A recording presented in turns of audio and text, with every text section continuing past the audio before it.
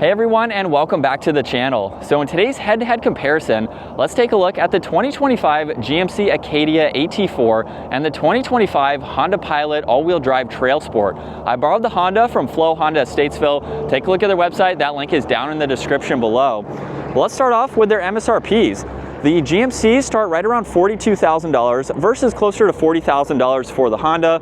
In today's review, the AT4 is closer to $59,000 versus $51,000 for the Honda. So it is significantly more.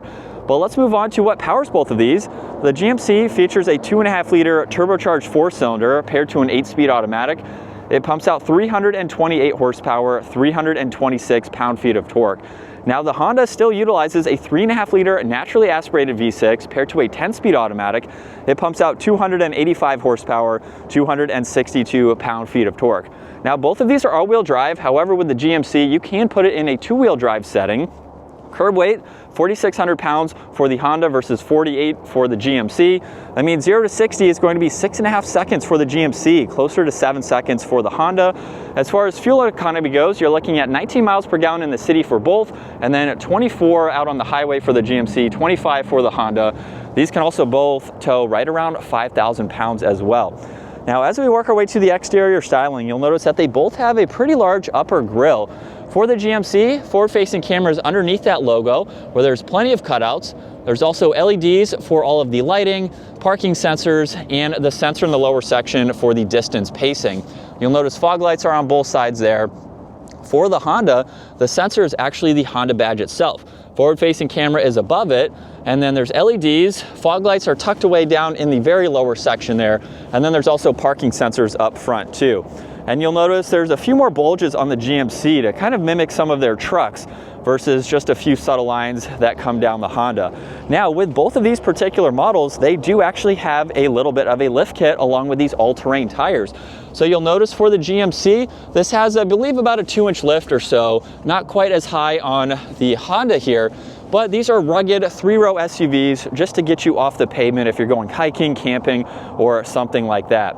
Now, as far as their side designs go, we do have a much different look, especially with the bodywork that separates the rear cargo window versus being connected on the GMC. Now you'll notice there's a camera and a turn signal on the GMC. Same thing for the Honda, just in a little bit different of a spot. There's also a full moonroof with the roof racks, and you get that with the GMC as well. And then both have pretty nice lines coming down the side. We do have some different color contrast for the Honda there. But let's work our way to the backs now, where the GMC has a camera for the digital rear view mirror. There's the wiper blade, LEDs for all of the lighting, and then you have the parking sensors. This also has a quad tip dual exhaust with those square tips. And then you can use the button on the key fob or the one up underneath to gain access to the cargo space. Now with the third row up, you have a lot of space in the back. You can also lift up the floor where you have even more storage where you can place items. And this third row is very easy to fold down. It is manual. You do have to have the second row slid up farther to fold those down. But I like that you have the strap here. They're very easy to maneuver depending on what you need. Now you only have one button up top. That is to close that liftgate. There's no button to actually lock it. As we work our way to the Honda now, you have the third brake light up top. Same with the wiper blade there. LEDs, backup camera, all the sensors. And then as you can tell, the hitch is exposed for the back of this model. And then up underneath, you have the buttons to open. There's also one to lock the vehicle too on that right side. And then I have this in a split design. So we have the third row down on one side versus the other. And then you also have space underneath the floor, just like in the GMC, so quite a lot there. You have a little bit of storage on one side, and then same goes for these seats. They are manual, so just pull on that tab and you can easily fold them down. It's the exact same process as you saw on the GMC, so very nice to see that. And then you have one button up top to close that lift gate. Now this also has proximity door handles, so you can use that to unlock and lock it. And then interiors are going to vary just depending on the trims that you go with. But we have a very nice layout, and then captain's chairs for this model too. Now you have the bar to recline and incline, along with the one up front to slide the seat forwards and backwards. And then to get into the third row, just pull on this tab here, and you can slide that seat into the forwards position. Where at 5'10", I can hop into the back, where again, you can move this seat forwards if you need some more leg space. You have a little bit of storage with some auxiliaries, and then at my height, I have maybe 2 inches or so of headroom. So it's pretty comfortable. Your knees are pretty high up, but if I had to ride around, I could be comfortable in this back seat. And then you can easily slide that seat back. And then as far as the captain's chairs go, you have storage up front, cup holders. These are heated. There's the fan speed, temperature. There's also a few auxiliaries underneath that and storage. And then at my height, I have plenty of space here with the seat even reclined too. And there's the adjustable armrests, so you can use those as needed. So I'd say you have a pretty good amount of space for your second and third row passengers. Now, as we work our way to the Honda, it doesn't look like there's a proximity door handle there, so you would have to use the key fob. But for this interior, you get the manual adjusting sunshades, which I know is a huge plus. You have a lot of storage in this door. And then captain's chairs for this model too, a little bit different of a configuration to move these seats, but you can push on this button here, or you can push on the one up top, and you can slide that seat forwards to get into the back. Now at my height again, it's probably about the same. You can move these seats again, just like in the GMC. You get a little bit of storage along with an auxiliary there.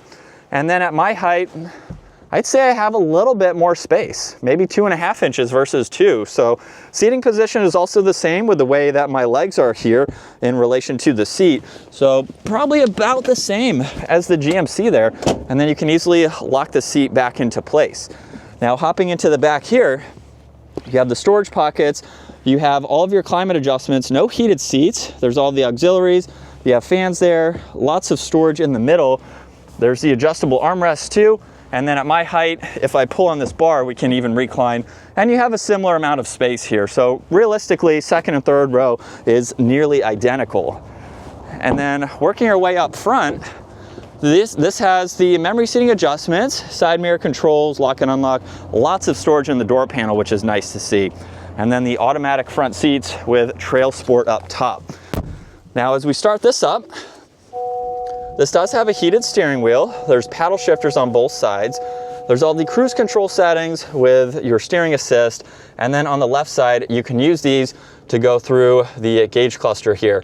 So on that left side, you can scroll through all of this. So not too configurable, but you have quite a lot that you can go through. And of course, you can enter all of these to further get into all of that information. You can choose to not have any content shown either. So very nice to see that. And then the rest of the gauge cluster is going to be fixed. There's the liftgate release, one air vent, no head-up display for this model. And then we have the infotainment system where you can go through some of this information. The screen is still on it at the moment, so don't mind that.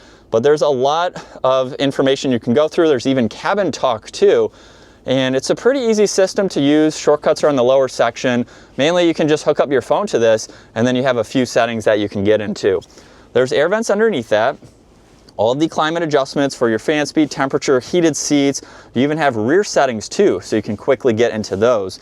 There's a little bit of storage with some auxiliaries. You get wireless charging with all of this space. There's also 2 cup holders.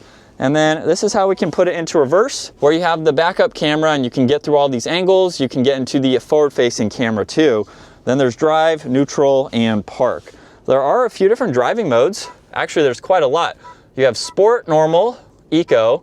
There's snow, trail, sand, and tow. So really neat to see that. Just depending on the power that you need, the vehicle will modulate that for you. You have downhill assist, engine start stop. Lots of storage in the glove box, even storage up top and underneath in the glove box, of course. Garage door buttons are up top. There's some dome lights, sunglass holder, and you have the wide angle lens there to see into the back.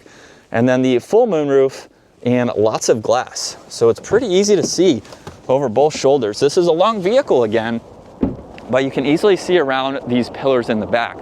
Now, as we work our way to the GMC, you'll notice that there's lock and unlock, no memory seating adjustments, window control, side mirror adjustments, not as much storage space either. And then the automatic front seats.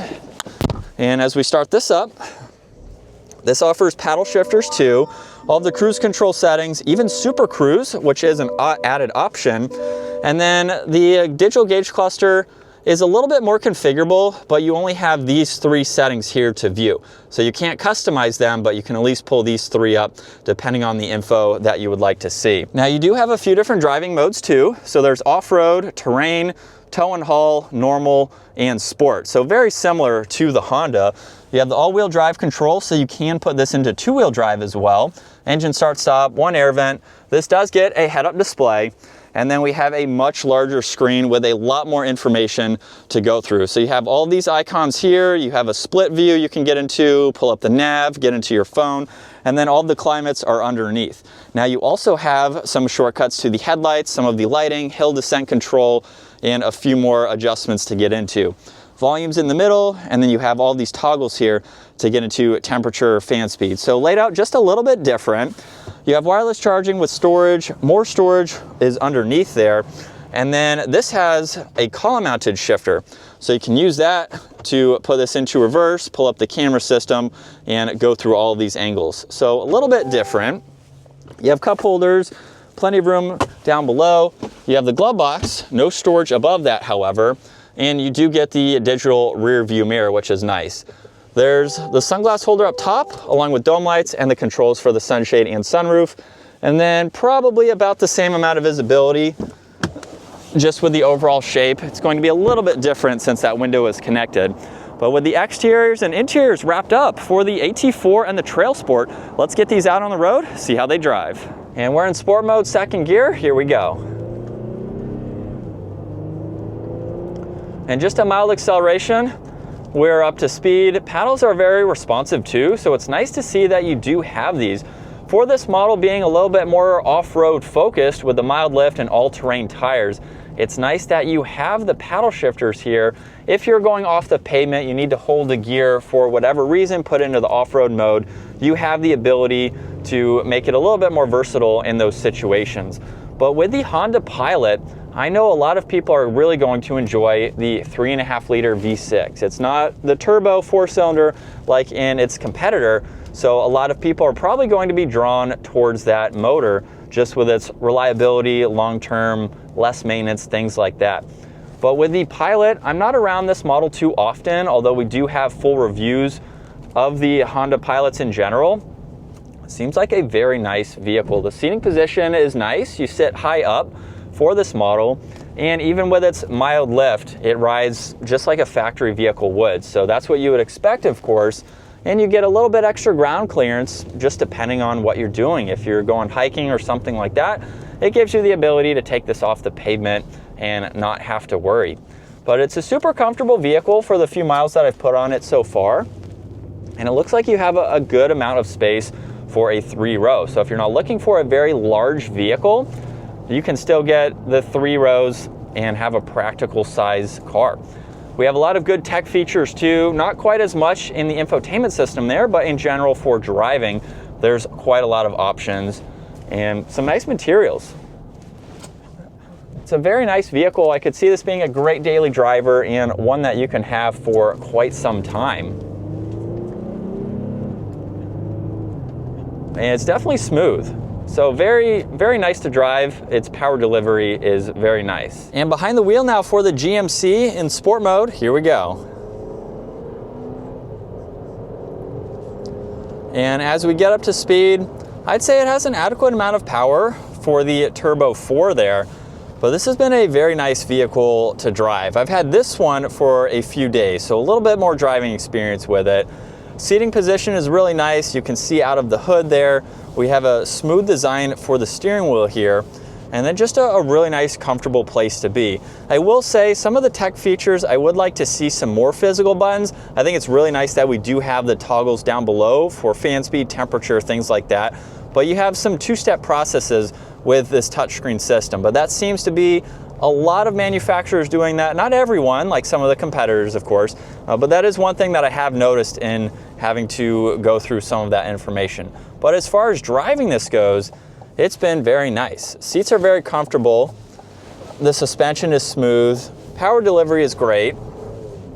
And then you still have a small SUV, but you also have a 7-seater too. So if you need a little bit more practicality, it's definitely a good size platform and something that would make for a great daily driver. It's been smooth, very quiet, So coming back to our final thoughts now with the Honda Pilot Trailsport and the GMC AT4. Honestly, these are both really good options. You are going to save a little bit of money with the Honda, however. So if that is in your budget, I think it's a really good option to go with. You do get a little bit more tech in the GMC, however.